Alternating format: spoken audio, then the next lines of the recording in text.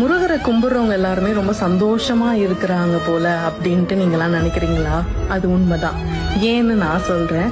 நம்ம வீடியோஸ்ல பார்க்கும் போதும் சரி, எல்லாரும் சொல்லும் போதும் சரி, அவரை கும்பிட ஆரம்பிச்சப்பா என் வாழ்க்கையே மாறிடுச்சு அப்படின்ற வார்த்தையே கேட்டிருப்பீங்க.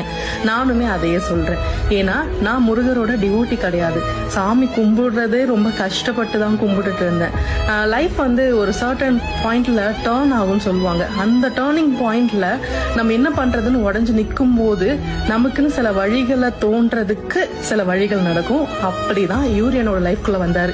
இவர் ஏன் வந்தாரு, எதுக்கு வந்தாரு, என்ன சேஞ்சஸ் பண்ணாரு, இதெல்லாம் பத்தி நான் ஆராய்ஞ்சதே கிடையாது.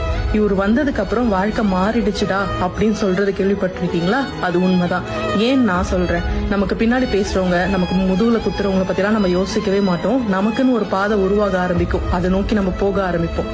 லைஃப்ல நெக்ஸ்ட் ஸ்டெப் என்னன்றத யோசிக்கிறதுக்கு இவரு நமக்கு ஒரு வழி சொல்வாரு. அதுதான்